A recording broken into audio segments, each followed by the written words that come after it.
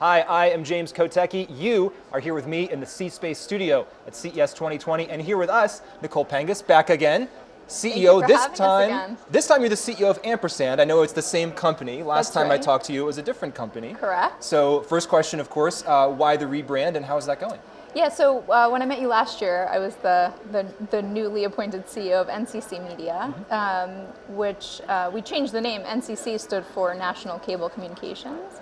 The company was founded in the 80s, and at the time only represented the inventory of cable operators. And so the name at that time made a lot of sense.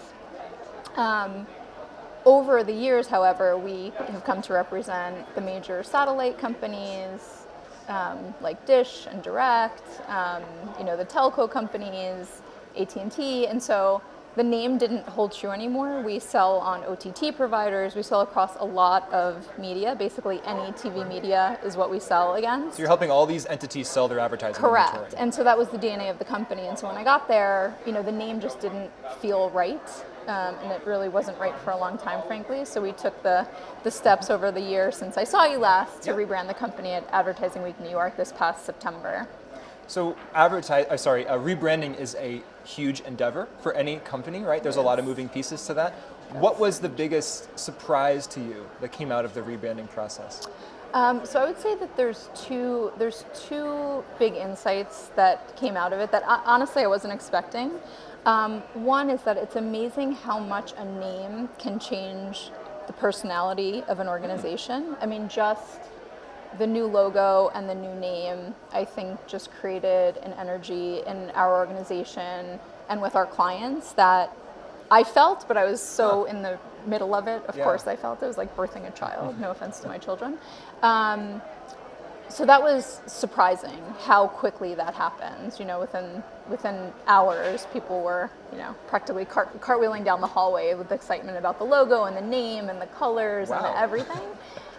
So that was surprising. And then the second thing I would say is that really is just like having a child. Like once the child is there, you have to nurture it and take care of it and make it grow. And that is what we're doing now, with the brand, because it's not just about a name. Clearly, we made some major announcements in conjunction with the name around data and other initiatives, capabilities that we launched. And so really it's about taking those to market and having the marketplace understand the name in conjunction with sort of the new capabilities of the company. And just like a child, I imagine sometimes things happen that you didn't necessarily expect, or the child has a mind of its own, or people are out there in the world interacting with that thing in ways that you maybe didn't even anticipate, for good and bad, right? Yeah, that's definitely true. And I think, the history of our company is one of our greatest strengths, but it's challenging as well, right? Because the history of our company is very much rooted in local linear advertising in the United States, and we became a multi-billion-dollar company doing that very, very successfully. The most successful kind of local media company in television in the United States. But we have so much more than that, and so a lot of this sort of next process with these new capabilities is educating the marketplace that we both do local and linear, but also national and also digital and also addressable and all of these other capabilities that we've brought to market. And really that's the next big push for us in 2020. Well, that's a great transition to my next question, very professionally done. Last year you said addressable advertising. I'm going to read your quote from last year's interview.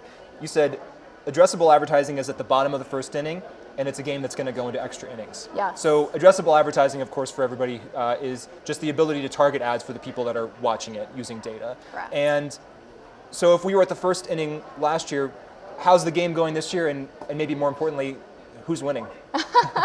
Well, the game has certainly progressed. I would say we're, second inning going into the top of the third sort of thing. And the reason that I say that specifically is because, the analogy I use then is because the capabilities of true addressable advertising in television had come to fruition when we spoke last year. And what the last year has brought is scale of that inventory. So we have more inventory in 2020 to sell against than we did in 2019. And also, when I met you last, we had just pulled together the data across all of the household footprint that we have across our owners. So it's 38 million households of television data. So it's the most substantial data set in television in the United States. We had just literally created a beta when I spoke to you last year. Now we're actually in prime time. That is the tool set that our entire sales team, which is several hundred people, is using in the marketplace. So we've progressed the conversation. What we haven't done yet, and where I think the rubber really meets the road in television, is that we haven't put our television tools in the hands of the buyers yet. And that's, I think, in any industry, when you actually give tools to the folks who are making decisions, is when we're going to go into sort of, high speed, and the game is going to start going. The buyers being much, the marketers, the advertisers. The marketers and the advertisers and the agencies. It'll move much more quickly when we do that. So what are you anticipating are some of the things they're going to be able to do with that tool and with that data that they're maybe not able to do today? Well, we're arming them with a different type, different data and different insights than they ever have gotten in television. What we're doing is we're giving them census level data in television. Television has traded, been bought and sold on a very small panel across a very broad base of consumers, right? And what television has now is what digital has always had, and how I was in digital for most of my career. We sold against television because we said we have better data. We have better ways of targeting the audiences that you want to reach, planning against them, targeting them, and then reporting against them in a census level way. Television could never say that. And as a result, incremental advertising dollars went into digital instead of television. Now we can actually do that in television. So what we're bringing to buyers is census level. Nearly 38 million households is a substantial amount of the TV market, or the US market, not all of it, but enough to, much more substantial than a panel. And when you say certainly. census, you mean you have data on each one of those individual 38 million people that you're aggregating, yes, households, as opposed to not just people. kind of a general statistical. Correct. And so snapshot. we're able to bring the type of planning capabilities that have existed in digital and television. And so once we arm the buyers directly with those tools, I just think we're full steam ahead in every way possible. So we're talking all about addressable advertising. What about streaming? How does that fit into how you think about the marketplace? Someone might say, well, everything's eventually just going to be subscription streaming and there's not going to be any advertising. Although, of course, there are streaming services with advertising, so you can immediately counteract that. Yeah. But just generally, how does streaming fit into the way you see the world? Yeah, so streaming is going to be an increasingly important piece of the puzzle. There's no question about it. I don't think the pendulum is going to swing. Everybody's like, linear TV is going to die and it's going to be all streaming. That's going to take a very, very long time, like if ever, and so things don't happen as quickly as people say. However, it's definitely a growing piece of the puzzle and an important one, so it's not one we're ignoring. I think that there's going to be fewer streaming services over time. There will be consolidation, like any new marketplace. There's a lot of them, and then there are fewer of them. That's not a bad thing. And I also think streaming will be two different options very often. I think there's going to be ad-supported streaming, and you get either no cost or much lower cost for streaming, and then a higher cost if you want no advertising, and that's okay. But the fact of the matter is, advertising, the reason it's worked is it supported high quality content, which costs money to produce, right? And so there's value to that. So people are either going to pay more and not see ads, or I think more households will end up paying less or nothing in exchange for receiving ads. That's and advertising that's more relevant to them anyway. Correct. That's right. If linear TV doesn't go away, do people change their expectations of linear TV because they're also living in a world where they also have streaming as well? Yeah, I think that's changing already, right? I'm both in advertising, but I'm also a consumer, and I'm also a mother of two girls who are on YouTube and now Disney Plus, like incessantly, probably too much. No offense to Disney, but they'll take it as a compliment. No. I just mean too much. But I was watching it with them all holiday break. It's going to change, and the new generation definitely has different ways of viewing. But again, all of these things that we're talking about are pieces of a puzzle.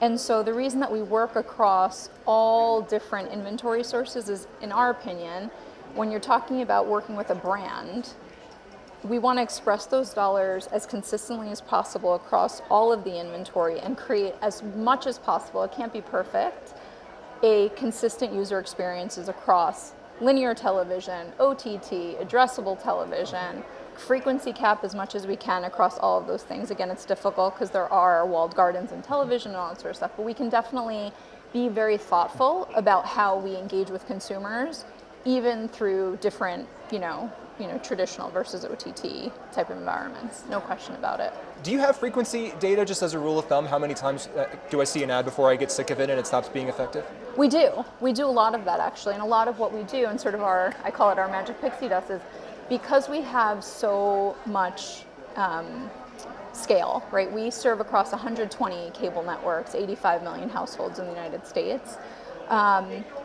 We are able, and we have linear and we have digital and addressable. The combination of all those things at the scale that we have we have the most scale in television across all of the cable operators in the United States. So you're using data from 38 million, but you're scaling it to a much broader Correct. group of And what we people. can say is, hey, you're working with the national networks. Here is the amount of folks that you're reaching, because we have all that data. Because of the set-top box data, we have all that. And we could say, if you invest an incremental X dollars, this is what your reach curve will look like. So what we think is going to happen, because we're working with brands to do it now, is that all of these pieces of the puzzle that we look at in such black and white are actually going to be components of a media buy. And the data that we have allows us to partner with brands and agencies to show how to best spend the next incremental dollar in television, right? Because they will continue to spend on national ad networks, and they should. They will continue to spend with us on local linear, and they should. They will continue to spend on OTT. But how do you put together that formula for a brand to make sure that they wisely choose where to put the dollar in each of those buckets? Well, as you continue to work on that and figure it out, we'll keep talking. I really appreciate you being back here in the C-Space studio with us. Thank you for having us. Nicolle Appreciate Pangis, it. CEO of Ampersand. Yes, thank you. And there's my camera, I am James Kotecki here in the C-Space studio, CES 2020. Keep it right here for more great interview content.